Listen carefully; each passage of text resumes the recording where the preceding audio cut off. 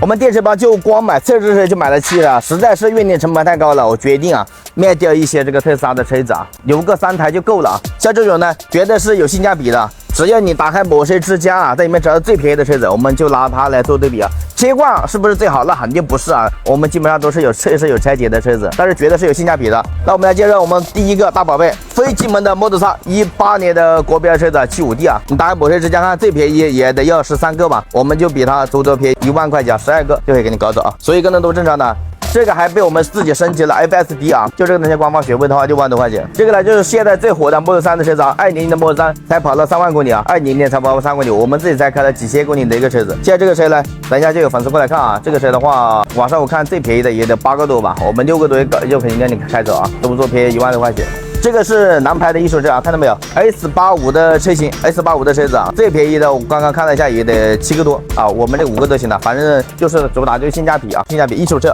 没事故的这个呢是个 P85D 网上你们看最便宜的多少钱足足别它便宜1万块钱，你找过来谈就行了都是没问题的。车况呢都会有点小瑕疵基本上我们都会进行一些拆装的一些测试什么拆装大灯拆电池拆电机测试你能接装这个车况，咱们就来聊价格。如果是你接受不了车况，我建议去买个精品车反正是主要是有性价比，好吧？处理掉这4台车子我们再保留3台就行了。介绍一些这个运营成本吧，马上又要买保险了，兄弟们买不起一个保险又得好几千，买完保险又好几个单位不见了。兄弟们，如果说你有兴趣的，咱们后台私信我们18岁俄罗斯美女在后台1对1给你进行服务。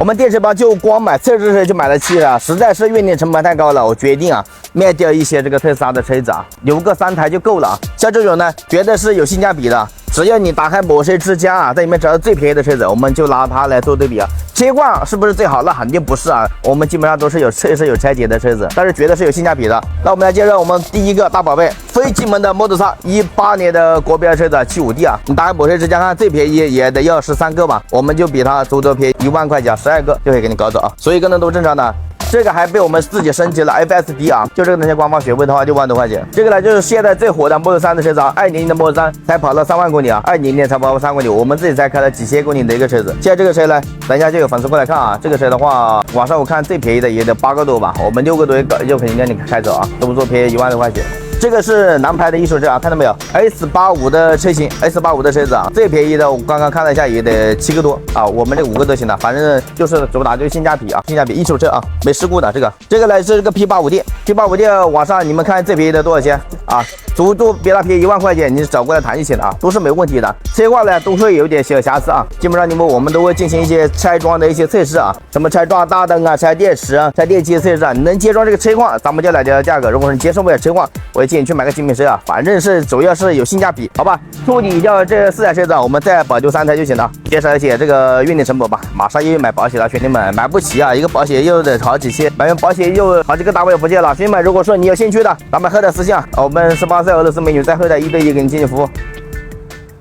我们电池包就光买测试车就买了7个，实在是运营成本太高了，我决定卖掉一些这个特斯拉的车子留个3台就够了像这种呢，绝对是有性价比的。只要你打开摩车之家在里面找到最便宜的车子，我们就拿它来做对比车况是不是最好？那肯定不是我们基本上都是有拆解的车子，但是绝对是有性价比的。那我们来介绍我们第一个大宝贝，非进门的 Model 318年的国标车子75D你打开摩车之家看，最便宜也得要13个吧，我们就比它足足便宜1万块钱，12个就可以给你搞走所以跟人都正常的。这个还被我们自己升级了 FSD 就这个那些官方学位的话6万多块钱。这个呢就是现在最火的 Model 3的车子20年的 Model 3才跑了3万公里20年才跑了3万公里，我们自己才开了几千公里的一个车子。现在这个车呢，等一下就有粉丝过来看这个车的话，网上我看最便宜的也得8个多吧，我们6个多就肯定让你开走都不做便宜1万多块钱。这个是南牌的一手车看到没有 ？S85 的车型 ，S85 的车子最便宜的我刚刚看了一下也得7个多我们这5个都行了，反正就是主打就是性价比性价比一手车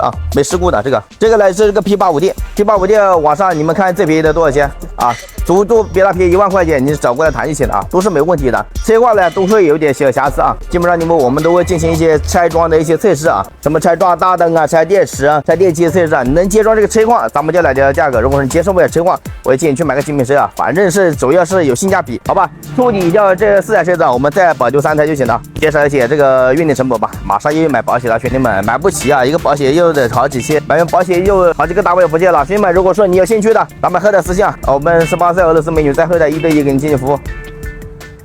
我们电车吧就光买测试车就买了7了，实在是运营成本太高了，我决定啊卖掉一些这个特斯拉的车子啊，留个3台就够了。像这种呢，绝对是有性价比的。只要你打开某车之家啊，在里面找到最便宜的车子，我们就拿它来做对比啊。车况是不是最好？那肯定不是啊。我们基本上都是有拆解的车子，但是绝对是有性价比的。那我们来介绍我们第一个大宝贝，非机门的 Model 3，18年的国标车子，75D 啊。你打开某车之家看，最便宜也得要13个吧，我们就比它足足便宜1万块钱，12个就可以给你搞走啊。所以跟着都正常的。这个还被我们自己升级了 FSD 啊，就这个东西官方学位的话6万多块钱。这个呢就是现在最火的 Model 3的车子啊，20年的 Model 3才跑了3万公里啊，20年才跑了3公里，我们自己才开了几千公里的一个车子。现在这个车呢，等一下就有粉丝过来看啊，这个车的话，网上我看最便宜的也得8个多吧，我们6个多就可以让你开走啊，都不说便宜1万多块钱。这个是南牌的一手车啊，看到没有 ？S85 的车型 ，S85 的车子啊，最便宜的我刚刚看了一下，也得7个多啊。我们这5个都行了，反正就是主打就是性价比啊，性价比一手车啊，